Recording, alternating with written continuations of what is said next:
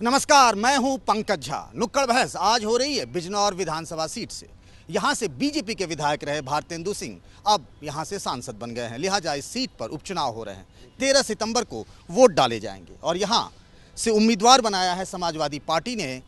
BJP ने अपना उम्मीदवार बनाया हेमेंद्र पाल सिंह को और कांग्रेस की तरफ से हुमायूं बेग हैं। और हमारे साथ इस पर चर्चा में शामिल होने के लिए नुक्कड़ बहस में हमारे साथ हैं कांग्रेस के मुनीस त्यागी और साथ ही जमाल आ रहा है समाजवादी पार्टी से और बीजेपी से समून काजमी जी।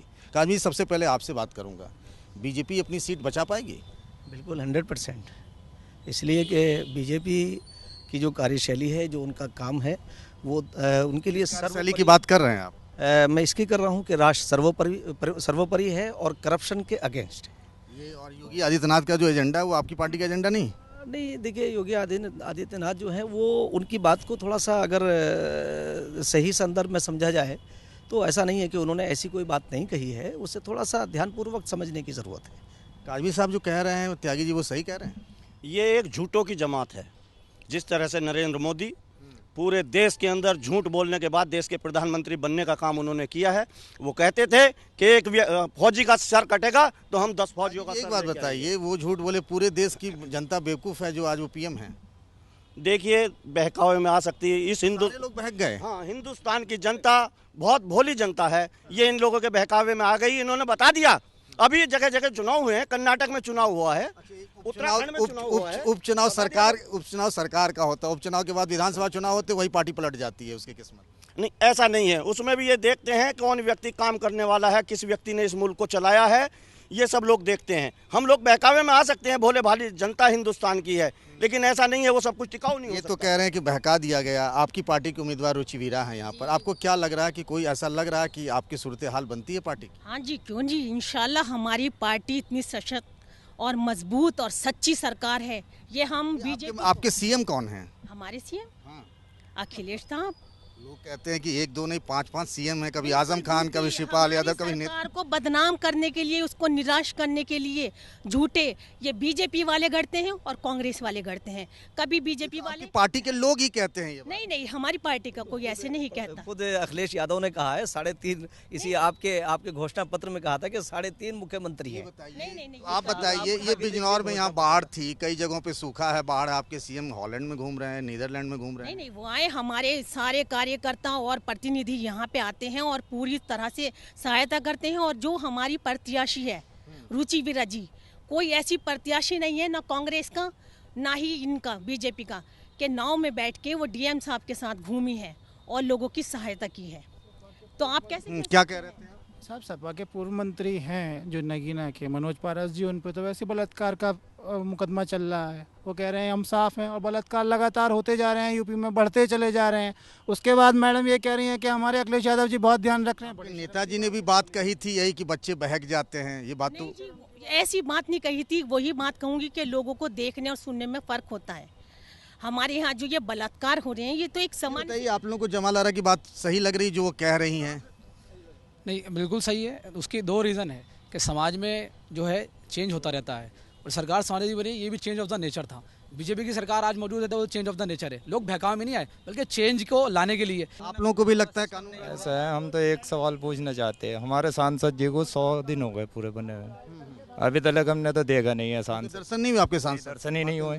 नहीं। काजमी साहब, आपके सांसद के दर्शन तो जनता को हो ही नहीं पा रहे हैं। नहीं, असल में अभी जो योजनाएं आई हैं वो उस पर काम चल रहा है, ऐसा नहीं है। और मैं ये समझता हूँ कि देखिए, अभी थोड़ा सा ये देखेंगे आप कि चेंज आएगा, बदलाव आएगा। और 100 दिन में एक बार भी दर्शन नहीं हुए? नहीं, अभी तो भारतेंद्र जी यहाँ घूम रहे हैं और उनसे ज़्यादा, यानी इस वक्त हमारे मौजूदा एमएलए और भारतेंद्र, ये तो बहुत लोकप्रिय हैं। और इतनी लोकप्रियता है कि मैं समझता हूँ कि भारतेंद्र घर की वजह से चुनाव में भी नहीं घूम रहा है। अच्छा, इतनी लोकप्रियता उनकी है कि ये बिल्कुल झूठे हैं, ये झूठे हैं बिल्कुल। देखिए, वो पंकज जी, मैं बताना चाहता हूँ, भारतेंद्र जी बिल्कुल जनता के बीच में नहीं आ सकते, चूंकि वो झूठ बोल के गए हैं। अभी यहाँ एक किसान हार्ट अटैक से मरे हैं, जो आमरण अनशन पे भिलाई शुगर मिल पे बैठे हुए थे, उसमें मैं समझता हूँ प्रदेश सरकार की कहीं ना कहीं कोई भागीदारी। ये आपकी तरफ कह रहे हैं कि गन्ना का पेमेंट नहीं हो रहा है। किसान भूखा मरने के लिए नहीं तैयार है, जी, शादी ये विवाह नहीं देखो, हो रहे उन लोगों ये के। तो केंद्र सरकार की चाल है, ये केंद्र सरकार की चाल है। सारा निधि उन्होंने, हाईकोर्ट ने तो आपकी सरकार को कहा कि गन्ना का पेमेंट करिए। हाँ जी, तो वो मोदी जी ने दूसरे निवेश कर दिया है। हमारी सरकार को मोदी जी ने यूपी सरकार का कहाँ से गन्ने का पेमेंट? दखल होता है, केंद्र सरकार का भी दखल होता है।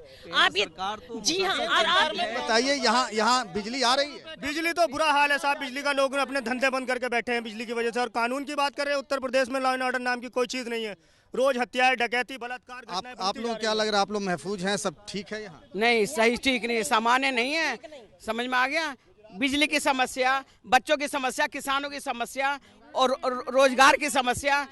आपको कैसा नेता चाहिए अपना? जो हमारा विकास कर सके और वो सच में जनता का सेवक हो। आपको कैसा अपना नेता चाहिए? अरे हमें तो बादेंद्र जी देखने को चाहिए। कह रहे हैं आप? भीख दे सके वो ऐसा नेता होना चाहिए पब्लिक को। किस बात की भीख? हाँ, भीख का लैपटॉप दे दो, कहीं वजीफा दे दो, कहीं कुछ दे दो। वाणी ऐसी शब्द है, सारे नेताओं के ऐसी वाणी है कि ये समझो कि वाणी पर लगाम नहीं लगी तो सारी पार्टियों को खत्म कर देना चाहिए। सिर्फ यहाँ राष्ट्रपति शासन होना चाहिए। आपको क्या लग रहा है इस बार चुनाव में क्या हो सकता है? इस चुनाव में विकास होगा और कौन करेगा? रुचि विराजी करेगी समाजवादी पार्टी की तरफ से। 2.5 साल में विकास नहीं हुआ, अब कैसे हो जाएगा? 2.5 साल में भी विकास हुआ है।